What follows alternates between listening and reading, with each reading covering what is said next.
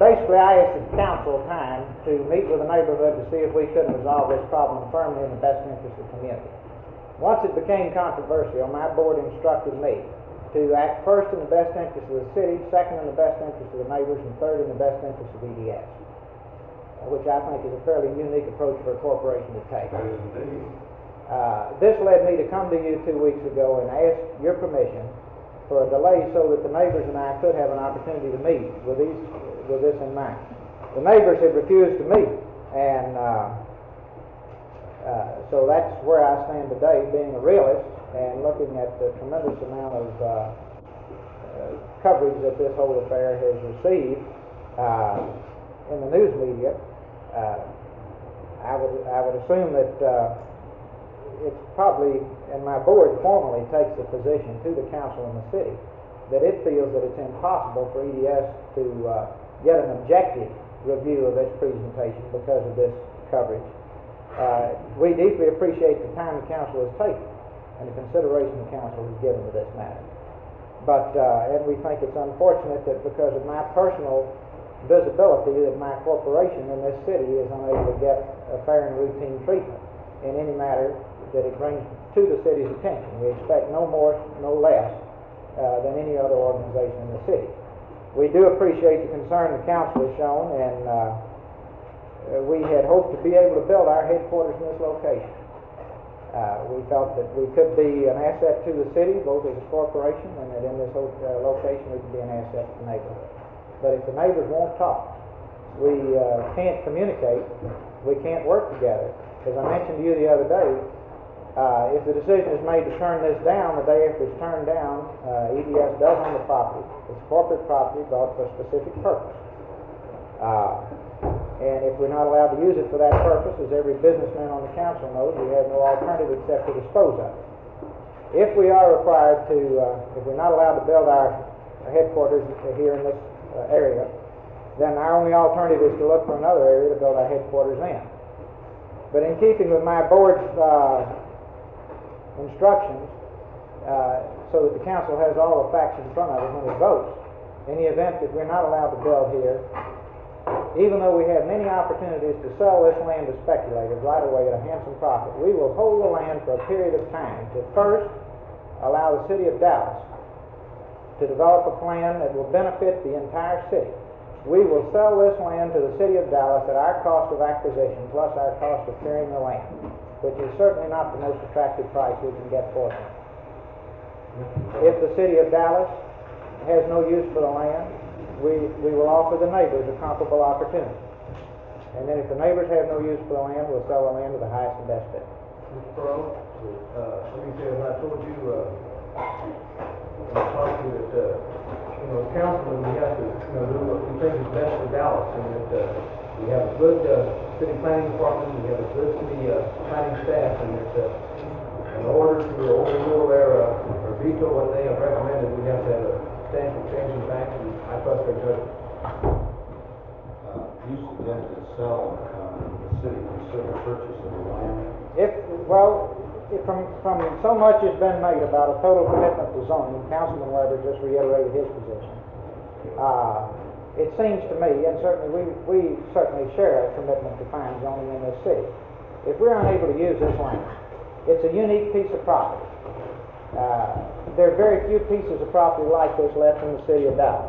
Dallas is basically a cotton patch type piece of land, flat, open land. This is land with rolling terrain, creeks, and trees. We'd like to see something happen to this land that would, since if we're not allowed to use it, it would benefit the entire community. And if this is not realistic, we certainly want the neighbors to have an opportunity to realize whatever it is they want to have done with the land. If that's not realistic, we'll sell it to the highest and best bidder. We're willing to hold this land for a period of 90 days to let people decide this. Of course, we still would like to build our headquarters there. I'm a realist. I realize the impact of everything that's been said and done at this point in time. I share my board's point of view that we, as a company, the whole thing has been submerged from a corporate point of view, and total focus that has been based on this is over my land personally. And that's put my corporation at a very distinct disadvantage. Well, in the, suppose the city does not choose to consider purchasing it, and the neighbor do not consider purchasing it, then what are you planning on doing? Well, I had many opportunities to sell the land, as I mentioned earlier. I was frankly surprised at the number of people who are interested in the land. It turns out that nearly all of these people are in the land development business. Their basic strategy is to wait until forest and hill crest is widened, and then to try to get the land rezoned, I assume. There's no shortage of purchases at an attractive profit, so I can dispose of land, but I put that on priority 3. Behind the city first, and when I say the city of Dallas, I don't mean a North Dallas neighborhood, I mean something the whole city can enjoy. Second is the neighborhood, third is I just have to sell the land. And then find another location for my company, because as I mentioned earlier, I'm in a bind. Yes, sir. That's the order in which you would dispose of it. Yes.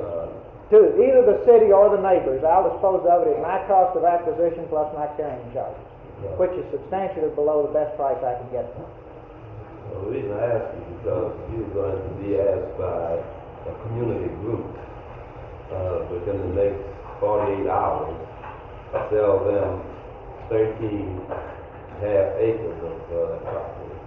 And but if you are going to offer to the city first, Yes. And then to the neighbors,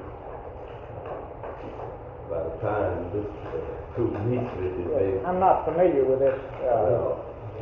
I'm not familiar with the group you're talking Well, about. it's My been- mental picture of this piece of land is it's so. I'm sure you've all seen it, and it's almost as though someone took it out of another part of the country and set it in Dallas. If there's a prettier piece of land in the city of Dallas, I would have bought it to build my headquarters there. So I think this is the prettiest piece. I'd like to see something there. Now, I'm no zoning expert, as I'm sure there are a number of people in the room that would agree. But maybe it should be a college campus. Maybe it should be a hospital. I don't know what should be there, but something that would benefit the whole community. Maybe Southwestern Medical School is a cramped area. Now, maybe the land out there would cost them a fraction of what the additional land would cost them. I don't know, but something that's beneficial to the whole community and not disruptive to the neighbors. Well, no, this group wants it for single-family residents. Right. I know that. Well, I just don't know anything about that request. The thing that really disturbs me about this whole situation from the very inception to right now, I think this is serious enough as it is, but a whole neighborhood meeting concept has been turned around and has resulted in something for which it was not intended. It has been made something to dictate rather than something to guide. I think the citizens' misunderstanding of what the neighborhood meeting was designed to do can have tremendous bad effects on Jim Schroeder and his staff's long-time efforts.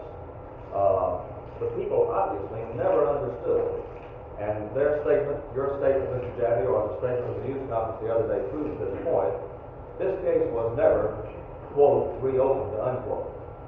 It came before the city council like many other cases do. It was taken under advisement like many other cases are.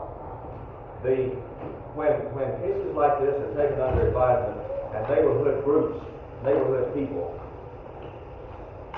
are favored or think they're favored by this decision to take it under advisement, we hear no objection. But in this case, I have never heard of any zoning case we've had, I've never heard such tremendous innuendo and accusations and invective, and it has been made something that this neighborhood planning thing was never intended to be, and I think that's the real serious result of this whole thing. I'd like to know if my fellow councilmen agree with me on that. Mr. Mayor, might I speak to that a moment? I really think that Mr. Wise's comments are out of place, and certainly they cast upon his neighborhood and aspersion of the neighborhood. I received from the neighborhood around the place.